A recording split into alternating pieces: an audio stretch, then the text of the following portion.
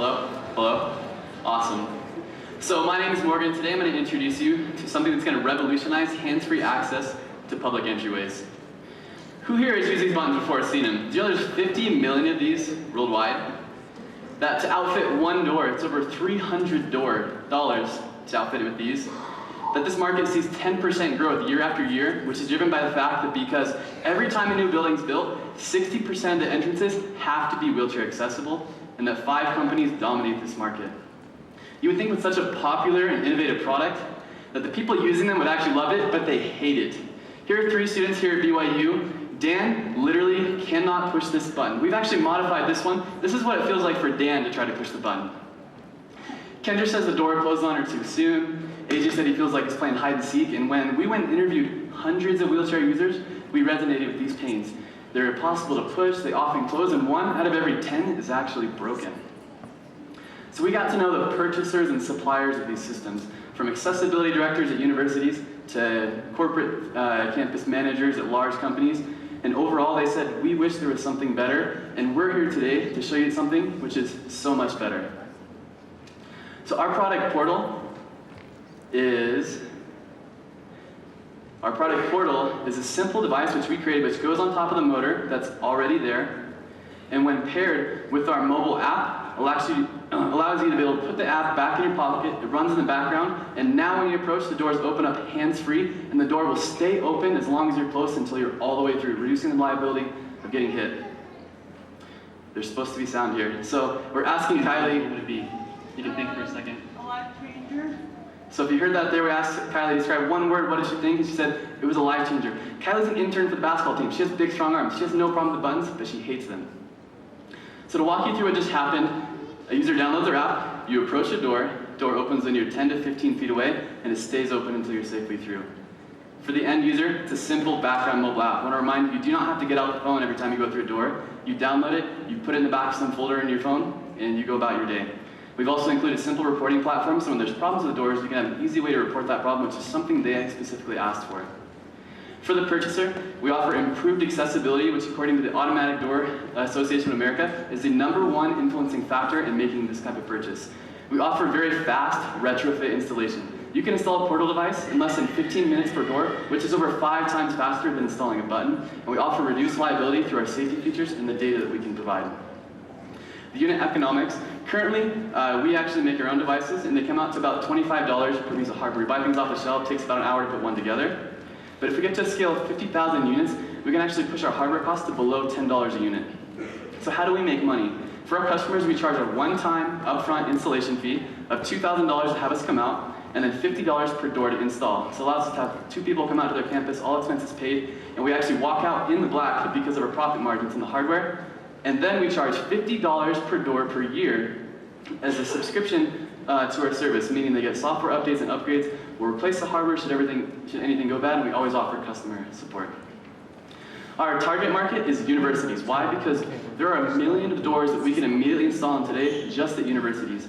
They invest over $500 million a year just in doorway hardware. No labor, no accommodation specialties on top of that. And something interesting about universities is that the amount they spend on these systems has nothing to do with the number of users on their campus. BYU and UVU spend the same, even though UVU has 10 times as many wheelchair users. So February 1st, we had our first system sold and out and operating in Utah. We started with just 12 doors. With just those 12 doors, we were actually averaging over 30 weekly users and 10 times every day in which someone was using the portal system. Their feedback was powerful. We had screenshots from the students who said, this is changing my life, and it's only on 2 doors. I wish I had on the other 20 I used to get on campus.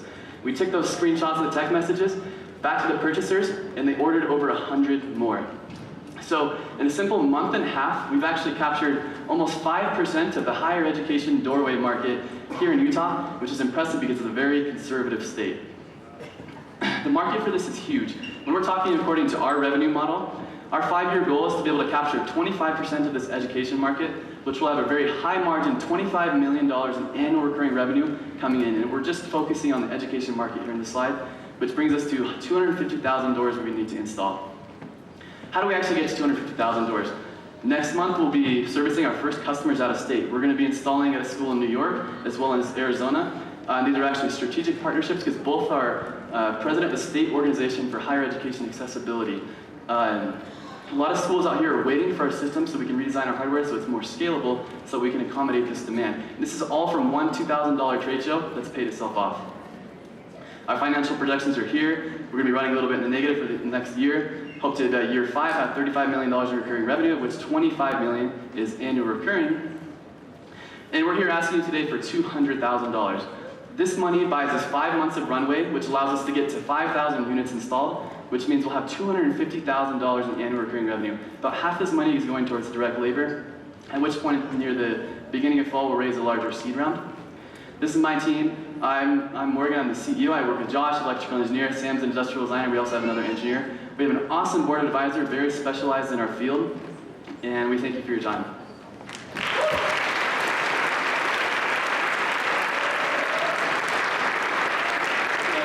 First of all, I suspect that you're a great human being. So this is great, right? Thank you.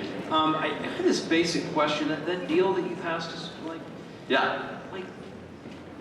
Who invented that? I don't know. Even I would have done better than that. I mean, I'm not in a wheelchair. I sometimes try to use these because lazy, and they're really different. What? Can't they just fix this? Pretty much there's 2 options our customers have. It's let's put this large piece of metal on the door, or we can have, let's say, like a Walmart style door, which is automatic sliding, but those are actually classified different and they cost on average 10 times as much and the maintenance is 10 times as much. And so for Walmart that has 4 of those, it's reasonable. Customers use a lot. When you're BYU and you have 100 times as many doors as Walmart, you simply can't accommodate that cost. They already spend BYU over $500,000 every year just on entryway systems. And so they cannot 10x that cost. So we provide an automatic door for individual people at a very affordable cost. Any way to go to market with the people who install these doors at BYU? Yes, so there's a couple strategic plans we've been evaluating. We're actually working with our IP lawyer to get some strong protection on our software. Because what we want to be able to do is approach the motor manufacturer and say, hey, let's let you do what you do well, which is hardware and distribution. Upsell your current motors with our hardware pre-installed and let us become the software provider so that way we can have much more of an impact and we become the branded app for accessibility and they communicate on our Bluetooth protocol, which is the data we provide. And so they could actually get it out very quickly and it's a win-win for everyone. That's a bigger company. In my business, I deal with city inspectors all the time, and some of the same people who approve and inspect and enforce the ADA in any facility. My question for you is in that direction. What obstacles do you see with cities and entitlements and code with your product? Yeah. So let me give you an example. 1 out of every 3 doors in the city here at BYU is not up to ADA code. There's something to do with how the doors open. It's often on the wrong side. So our product, and those are all problems because of where the button is placed. Eliminating the need for the button allows a business owner, allows a school to be able to say, we provide an accommodation so it doesn't matter where the button is. The door just has to be open with less than 5 pounds of force and you can't activate it when you're in the doorway. Our problem, we've worked closely with ADA consultants so it meets all that, so it's really a peace of mind solution. Yeah. Time's up. Great job.